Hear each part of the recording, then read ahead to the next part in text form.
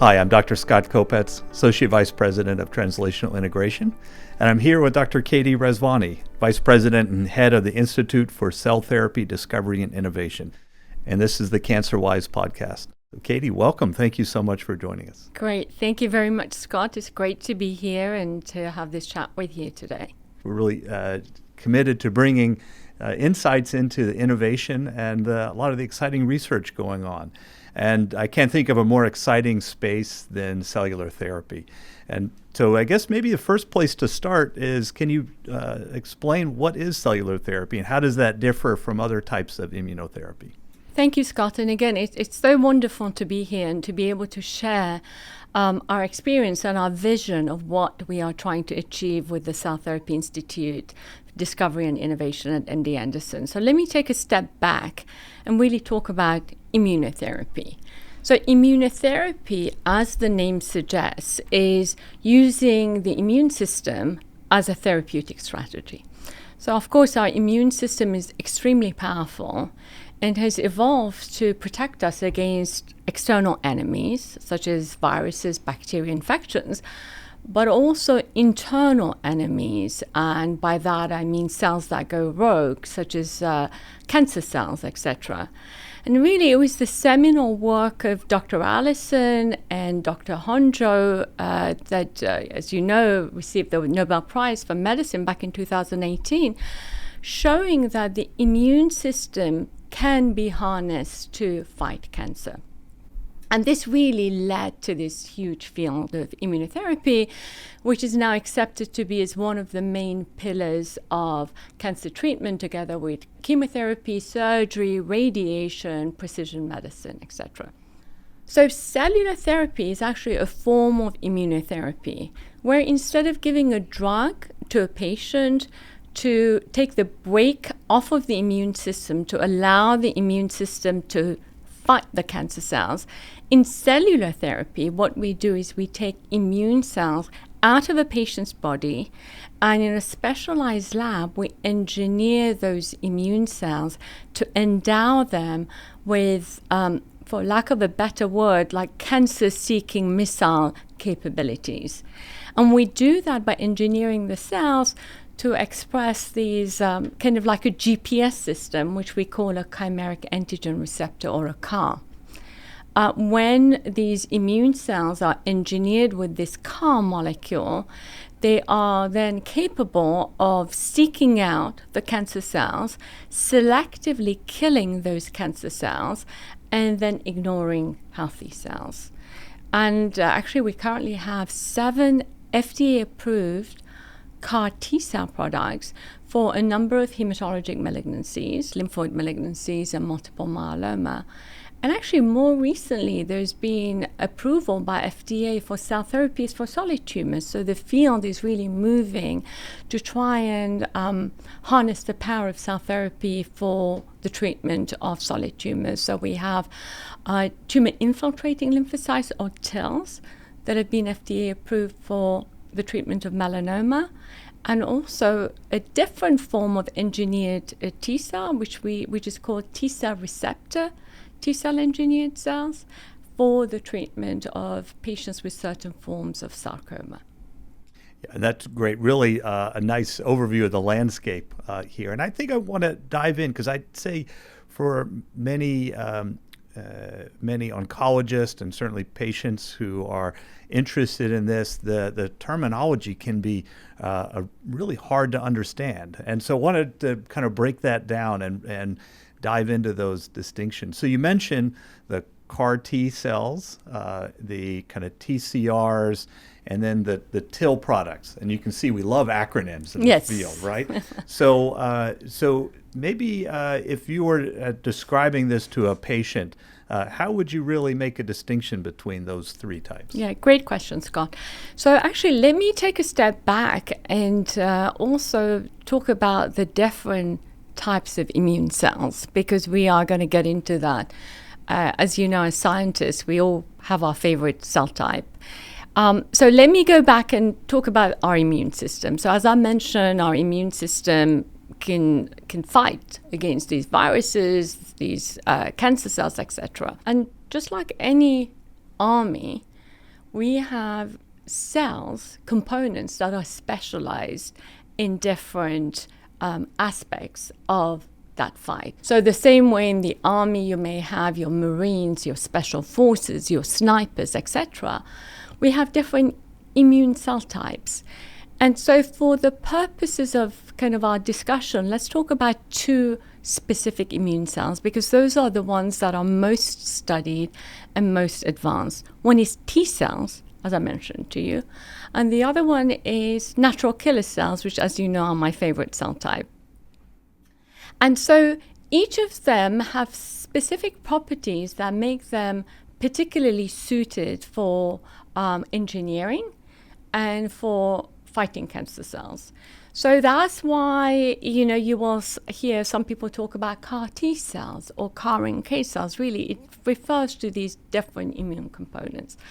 And as you very clearly also mentioned, there are different cell therapy products that have received FDA approval. So what are TILs? As again, the TIL stands for tumor infiltrating lymphocyte. The name says it all. These are T cells that naturally have managed to home into a tumor.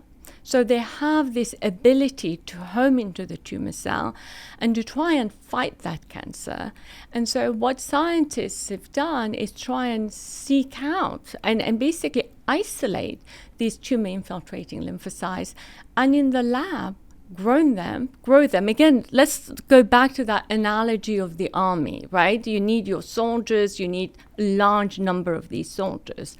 So what you do with these tumor infiltrating lymphocytes that have already got into the enemy, like across the enemy line, you take them out, and in the lab you can grow them numerically. And you produce massive numbers of these T cells, and you can then give these back to patients after a few days of chemotherapy to make space for them. And this was really work that was pioneered by Dr. Steven Rosenberg at NIH, and now has received FDA approval. It's available for our patients. So that really is surgery to remove and then growing up, and really thinking about billions of cancer cells, exactly. T cells. And that's such an impressive engineering feat to be able to do that. Exactly. And these cells are they have a natural ability to really make their way into the tumor. And they've been very successful in resulting in responses in patients with melanoma, somewhere in the region of 50% of patients with very advanced melanoma do respond to TILs. And as you know, this is now being applied to other types of solid tumors. I mean, for instance, in colorectal cancer, are there trials ongoing with these TILs? There are. But I think one of the key features, as you highlight, is you actually have to have those soldiers present. Right, and so it really requires that the immune system to have recognized already, and to have those present in order to expand, and that contrasts certainly with the CAR T. And exactly. So you highlighted that's really seen a lot of FDA approvals in hematologic malignancies. So what's the analogy there for the CAR T? How does that differ from the TILs? So again, TILs, as you just stated, they have to be there, and they have to have at least this ability to make their way to the tumor. So CAR T cells take the approach one step further. Instead of having cells that already have the ability to find their way to the tumor, with CAR T cells, you just give them the GPS system. So basically, you take the T cells out of a patient's blood. Doesn't involve surgery, unlike TILs, as you mentioned. So you take the T cells out of a patient's blood through a blood draw, and in a specialized lab, you take these T cells, you grow them. So again, numerically increase your number of soldier cells. You endow them with this GPS, or this cancer-seeking missile, through engineering, which we often do by using a viral approach, but you can also do it non-viral approaches. And then we grow the cells further. The process usually takes 10 to 14 days, and then the cells are then sent back to the patient from the specialized lab, where they are then given, just like a blood transfusion to a patient, again after a few days of chemotherapy conditioning, to really make space for the incoming soldiers, your incoming CAR T cells, and to make the environment more acceptable to them. So this is, you're giving them that GPS signal there.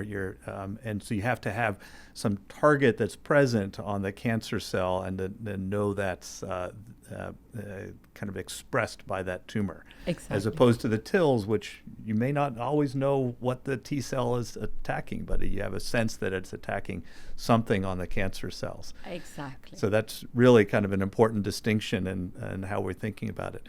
And while we said that TILs have been more advanced in solid tumors, CAR T more in hematologic malignancies, we're seeing a lot of the cross, CAR Ts in solid tumors, and really exciting areas to explore. Yes, and there's been a lot of focus now in trying to get cell therapies to be successful for the treatment of solid tumors. But as you know, solid tumors are much more challenging than hematologic malignancies. And much of it is related to the environment of the solid tumors. You know, you have so many challenges to overcome. One is actually a physical barrier, right? You have a mass of tumor cells, whereas often with hematologic malignancies, the cancer cells are circulating in the bloodstream, they're in the bone marrow, they're in the lymph nodes. Your T cells like to go to bone marrow, to lymph nodes. They kind of circulate in the bloodstream. So now you're trying to get them go into this kind of solid mass that could be in your rectum, in your pancreas, in your brain, etc. And then even when they enter that solid mass, that physical barrier, you have the complexity of that environment that is very hostile to your incoming soldiers. So there's not enough nutrients there. There is not enough oxygen there. And as you know, cancer cells don't just sit there and allow themselves to be killed by the immune cells. Cancer cells literally fight back. They release toxins that doesn't affect them, but yet can completely disempower the immune cells. And so these are all the strategies that we need to keep in mind when we do our engineering and design our engineered cell therapies for solid tumors. Yeah, so that's really where that engineering comes in, right? Where you're not, going back to your soldiers, right? Where you're really equipping them and training them in different ways that they may not normally have done. So. Exactly. You need to armor them and you need to protect them. Yeah. So, great overview of kind of the T cell space, but I really wanted to have you compare and contrast the natural killer cells. And I always tell patients I love the term natural killer cells. It's like made by a PR firm, right? They're natural and they're killers. Like, who wouldn't want that, exactly, right? It's amazing. Exactly. But tell me a little bit about NK cells. How do they differ from the T cells? Right. So I like to call NK cells the step cousin of T cells. They were discovered later, which is why in terms of research, engineered NK cells, I would say they were behind by about a decade or so. But let's take a step back again. So natural killer cells are, again, part of our immune system, naturally. On a per cell basis, they're one of the most effective killers of tumor cells. But what makes them particularly attractive for cell therapy is that you can take natural killer cells from one person, give it to another person, and they don't cause toxicity. If you were to do that with T cells, if you were to give my T cells to you, for instance, they would cause severe toxicity in the form of this syndrome called graft versus host disease, that many of us transplanters have to deal with when we transplant our patients. And this is because of the biology of natural killer cells, and that they don't have the necessary receptors on their surface to cause graft versus host disease. So around a decade ago at MD Anderson, we asked this question, CAR T cells are fantastic. CAR T cells have resulted in really significant responses in patients with heme malignancies. You get complete remissions that range anywhere from 40 to 90%, depending on the tumor type. But as I mentioned earlier, CAR T cells, at least the ones that are FDA approved, are made from the patient for the patient, right? And this is what we call an autologous product. It's a patient-specific, single-use product. And because of that, it's very expensive to make. You have to do this sophisticated manufacturing, growing your soldiers, engineering them, etc., for each patient at a time. And so this results to costs in the region of $500,000. That's how much these CAR T cells cost, which means that many patients that could potentially benefit from these life-saving therapies are not getting access to these treatments, not in the United States, and certainly not in many countries, and especially in the developing world. And also CAR T cells carry certain toxicities that are very unique to them, because these soldiers are trained and they're very active. They release a lot of, they cause a lot of inflammation when you give it to the patient. So the patients can develop high fevers, they can drop their blood pressure, they can develop neurotoxicities. So somewhere, again, in the region of a third to half of our patients require care on the intensive care unit, which means that these CAR T cells have to be given in centers such as MD Anderson or other like big hospitals where there is the infrastructure to care for the patients. So around a decade ago, we asked this question: what if we can find a cell type that carries a more favorable safety profile, so less toxicity, and that potentially from one healthy donor you can manufacture multiple products, let's say dozens or hundreds or even thousands, and then you could freeze them, store them, and have them available as an off-the-shelf product. So now you would overcome the problems related to safety, the problems related to the fact that the patients have to wait for the manufacturing of CAR T cells, which can take a few weeks. So access will be higher. And then cost, because from one manufacturing run, which is 2 weeks, instead of getting one product, now you could get 100 products. So if you do the math, the cost of manufacturing now will be about 1%.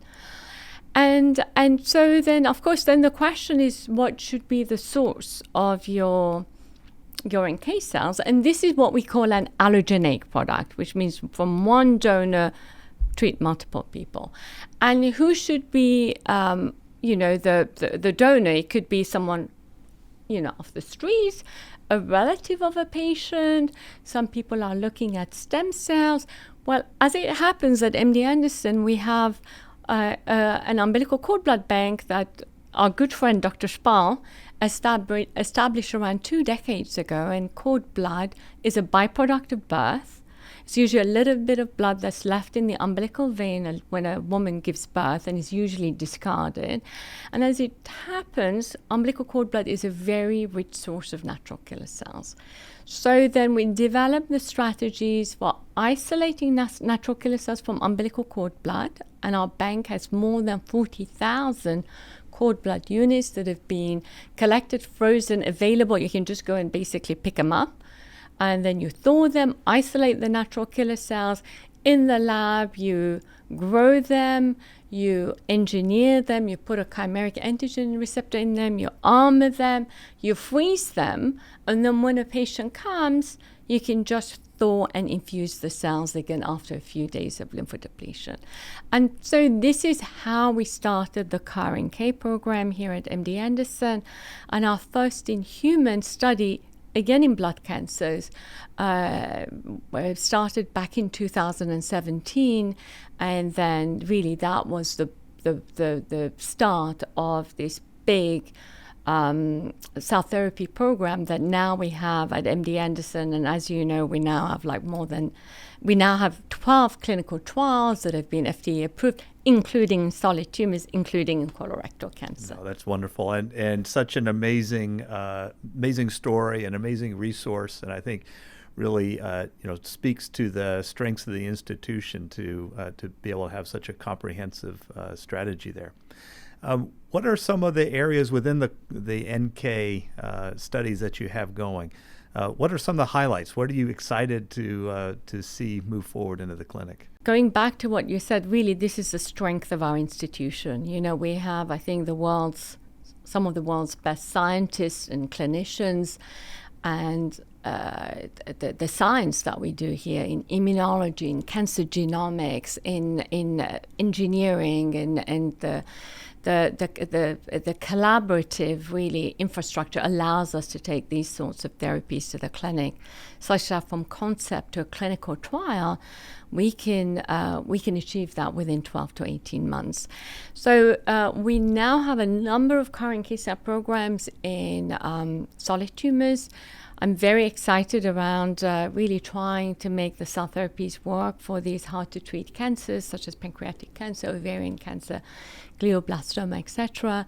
We've started a program where we've engineered our natural killer cells to express a T-cell receptor. So this is a kind of a love child of T cells and natural killer cells. I always say my first love was T cells. My Ph.D. was actually all in T cells, but T cells have certain advantages, and they express T cell receptors that allows them also to recognize certain markers that are hidden inside of the cancer cell. CARs allow you to look at markers that are expressed on the surface of cancer cells. So we've engineered our natural killer cells now to express T-cell receptors, and we have a number of clinical trials, both in hematologic malignancies and solid tumors in that setting. I'm very excited about that. We also have very sophisticated tools now, such as CRISPR engineering, that allows us to very precisely target certain checkpoints, and again, to try and protect our natural killer cells from the immunosuppressive tumor microenvironment. As you know, in 2020, two women, Jennifer Doudna and Emmanuel Champartier, received the Nobel Prize for Chemistry for their discoveries in CRISPR, and we've already taken that approach to the clinic. We have clinical trials with CRISPR-engineered NK cells in glioblastoma, and our next generation that will be going to the clinic very shortly is a combination of CAR NK cell engineering and CRISPR gene editing. So really, again, very much empowering and armoring the NK cells whilst also protecting them from the tumor microenvironment. But what I'm very excited about now is also to combine our NK cell therapies with drugs that can have, and then this way you can have this orthogonal approach of bringing synergistic activities of different approaches, because I really do believe for some of these difficult to treat solid tumors, perhaps cell therapies alone, targeting one antigen alone, is not going to be enough. And so now we are very, as you know, collaborating with your team, and I'd love to get your thoughts on that, on looking how we can bring our CAR NK cells together with some of these targeted therapies that can modulate the tumor microenvironment and make it more receptive to our cell therapies. Yeah, no, and I think it's a fascinating area to really think about how do we take these advances now and put them in the right context, in the right patients. And I think as you highlight, one of the areas that we're very excited about, working with Pia Morelli, a colleague of both of ours, to think about how do we even bring some of these technologies to patients who may not have any disease evident on their CT scan with colorectal cancer in this point, with the idea to say, can we intervene very early? And the fact that safety profile of the NKs have been encouraging really allows us to try some really innovative and hopefully curative approaches. So I love that we're kind of thinking big and really trying to cure patients. I totally agree. I mean, currently all of our current case cell trials, as you know, have been in the setting of very advanced disease. If you look at some of our trials in hematologic cancers, where we now get response rates in the range of 70 to 80%, so really impressive. These are patients that have had anywhere from 8 to 14 prior lines of treatment. So we are talking about multiple different lines of chemotherapy, checkpoint inhibitors, radiation, bone marrow transplant, etc.